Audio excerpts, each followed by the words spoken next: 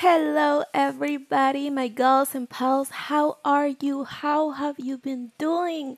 Welcome. I am Anna, and today we are going to be reacting to the HBO Euphoria special episode part 1, Rue.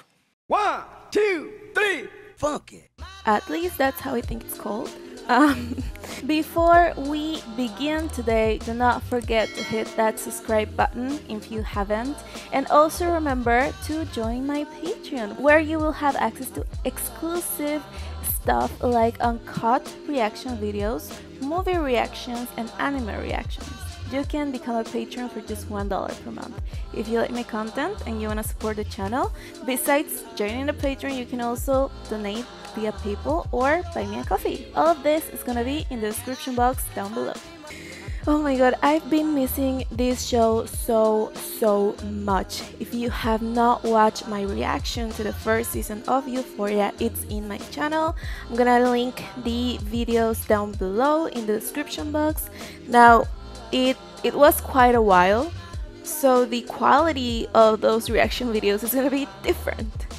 And also, I don't have available the full-length reaction videos, you know, the uncut reaction videos of those in a specific, because I decided to make a Patreon after I finished them. And the raw footage of those reaction videos was recently lost when my hard drive died on me 2 weeks ago. So unfortunately, I don't have that material anymore, and I cannot edit it to make the full-length reaction, although I would really want to. But we have this now, and then there's gonna be a part 2 on the last week of January, I believe, for Jules, and then season 2 maybe at the end of the year of 2021. I don't know. Don't quote me on that, like that's not official. I just I know that they were planning on start shooting at the beginning of 2021, so maybe they'll have something by the end of the year. It's a lot of time to wait, I know, but you know, in the meantime we have this, and oh, I am dying to watch this, so let's jump into it. I remember they said this is supposed to take part right after the how you call it? The finale on season 1.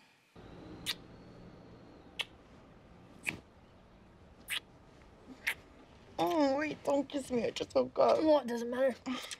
They're good luck kisses. I love you. I love you too. That's so sweet.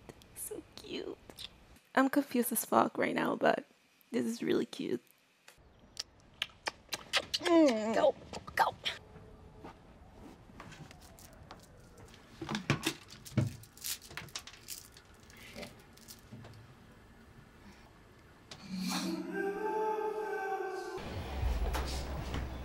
You know, even if it was not real, it was very nice to see them happy for like 3 minutes. But she's like not the point. I'm the point, you know? The point is your sobriety. Yeah, of course. Yeah. And like my general overall well-being. Which starts with your sobriety. Rue, you're high. I feel like you're not listening to what I'm saying. Rue, I don't think you're listening to what you're saying. I feel like that's physically impossible. Okay, well, you know, I'm not saying you're a paragon of mental health. You've got your issues, and you're going to be struggling with those issues for the rest of your life. That's a fact. But what were you going to say? Nah, it doesn't matter. It's All right, stupid. come on. No, What were say you it, gonna say it. Come on. Say it. I don't want to tell you the truth. Drugs are probably the only reason I haven't killed myself. Now we're talking. Now you're we're being talking. real. Now you're being honest. Listen, young blood, I was shooting dope before your mama's egg dropped. I've lived a whole motherfucking life to get to this diner to sit across from your arrogant ass. So don't you ever whatever me. You're 17. You don't know shit. You don't have the tools. You're too busy running around trying to bullshit everybody into thinking you're hard and you don't give a fuck, when in reality you give so much of a fuck you can't even bear to be alive. So guess what? New rule, no more wasting my motherfucking time. You want to use, but the least you can do is be honest. Own that shit. Where'd you get the drugs? I had some pills for emergency purposes. Fuck. So you never stood a chance. Nope. Do you want to get clean? No. You sure? Wow. Wow. Yeah. You know, admitting that out loud takes some balls. Piece of shit, huh? Yeah, piece of shit, you piece of shit. All right, but here's the silver lining. You, Rue, came out of the womb a beautiful baby girl who, unbeknownst to her, had a couple of wires crossed. So when you try drugs for the first time, it sets something off your brain that's beyond your control. And it isn't a question of willpower. It's not about how strong you are. You've been fighting a losing game since the first day you got high. So you can destroy your life, you could fuck your little sister's head up, you could abuse and torture and take for granted your mama, and sit here and look me in the eye and say, as calm as can be, as cool as a cucumber, I'ma keep using drugs. Huh. That is the disease of addiction. It is a degenerative disease. It is incurable. Probably underneath all this busted ass chaotic energy, you might even be a good kid, who knows? How do you relapse after 12 years? You forget how bad it is. Damn, how long did you relapse for? Year and a half. Oh, fuck. Yeah, fuck, yeah, right. Oh, shit. Damn, I thought you were gonna say like a day or something. Nah. My name. Your name is Martin? Well, it used to be. What? Before I converted. To what? To Islam. Ali, I'm super fucking confused right now. What am I, your first black friend? What'd you think? I was actually from the Middle East? What? I'm from South Philly. Yeah, but you just don't, you don't look like a Martin. You don't. Now I get it. You don't believe there's a power on Earth greater than Rue. That's not true. Really? It's not true. What?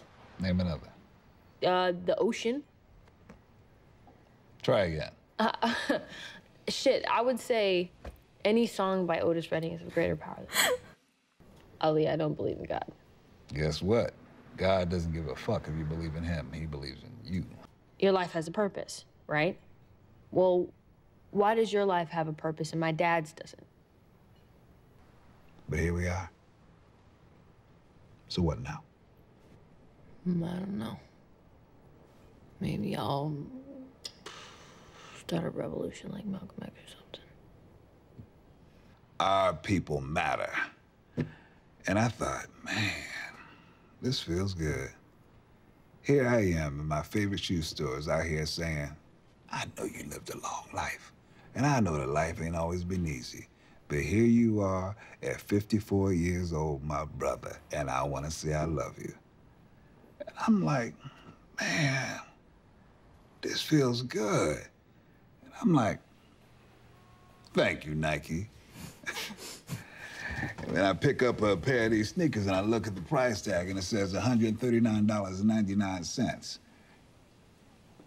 And I'm like, I thought Nike loved me, appreciated me in my life. What happened here? And I look around the store and I see a whole bunch of black people, you know, also feeling good. And I see a whole bunch of white people too, also feeling good. And I thought, fuck you, Nike. You don't give a fuck about anything or anyone. Chinese Muslims are sewing these Kaepernick sneakers for 7 cents an hour and you telling me my black ass matters. Give me a fucking break. Yeah, they read your likes. They predicted your moves and tracked your asses. You think you out here.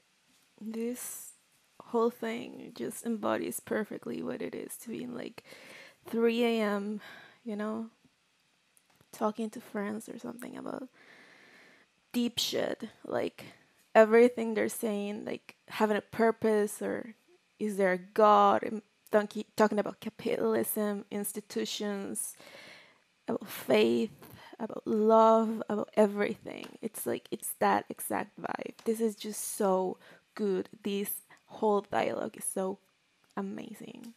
Not trying to guilt trip you. It's just. It's Christmas.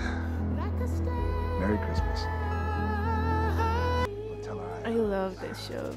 Just like we're sitting literally just in the cafeteria and they still managed to get such interesting shots.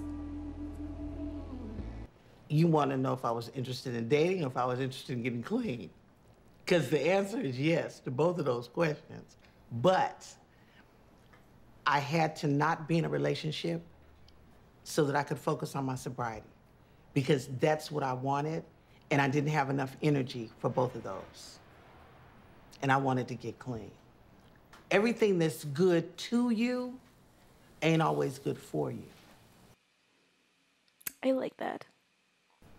You got any more questions for me while I'm trying to count my tips? No, count them. I'm gonna throw a couple more in there later. You need to with your cheap ass. And fucking Jules. Wait. You were gonna stay clean Yeah. with pills in your room. I wasn't taking them. You were saving them, Yeah. even though you just said you were gonna stay clean. What? And that relapsing was Jules' fault.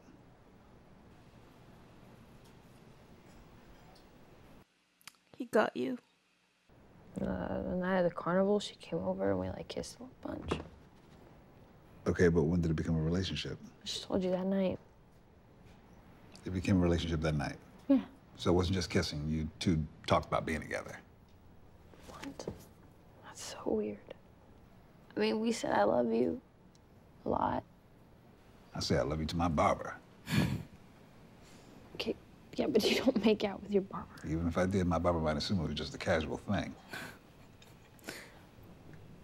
I picked up a piece of glass and I pointed at my mom and I threatened to kill her. Oh, we saw that. We saw that, yeah. But the more you believe that, the sicker it makes you, because every time you do something unforgivable, you think, why change? I'm just a piece of shit. I better keep going. What's the difference now?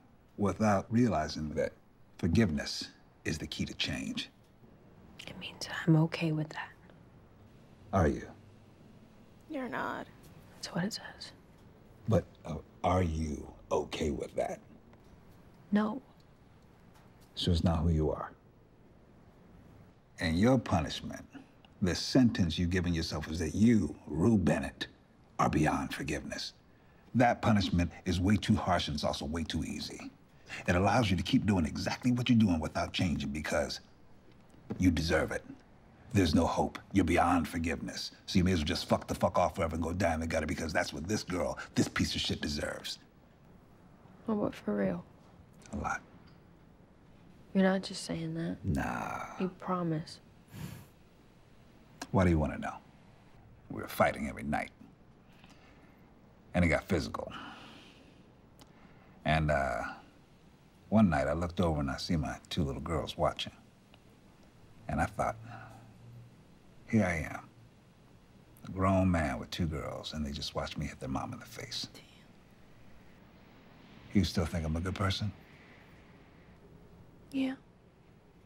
The thought of maybe being a good person is what keeps me trying to be a good person.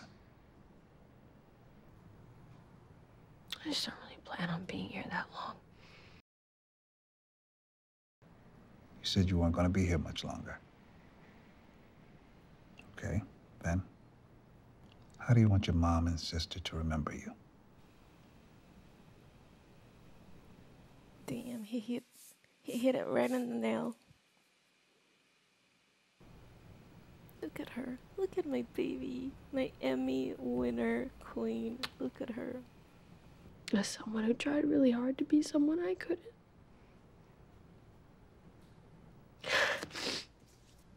Why?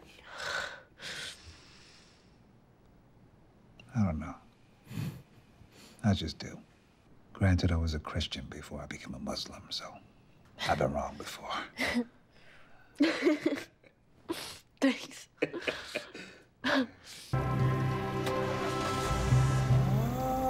I love the fucking shots. They are so interesting. Her face right here is like such a mood. Like I have felt like that.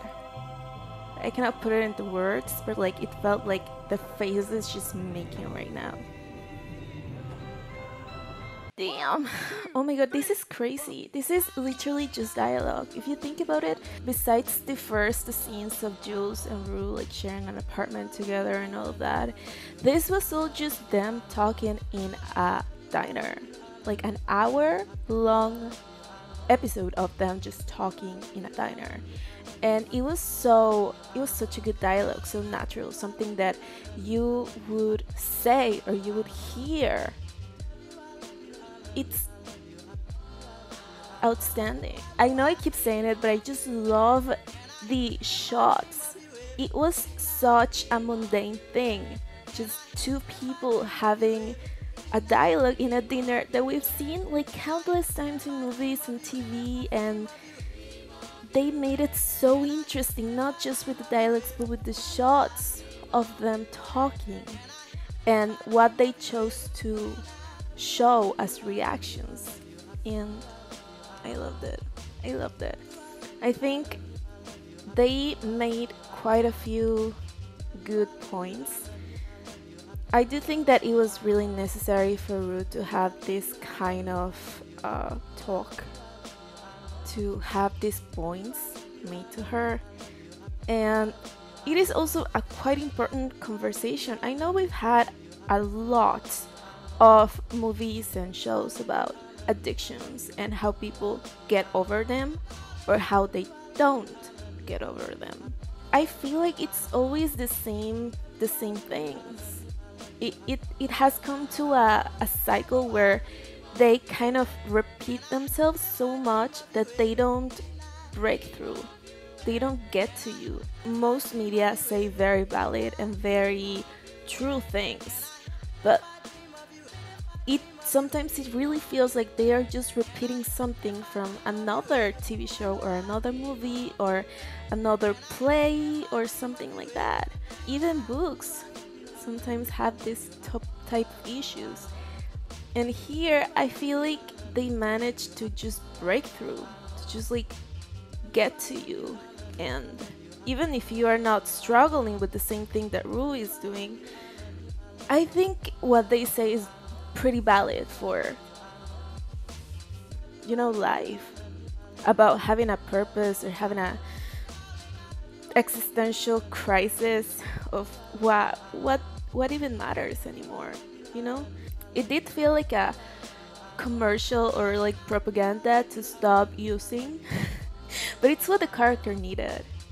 These two brilliant actors, just, it was amazing. This episode, this special thing was just fucking amazing. I loved it.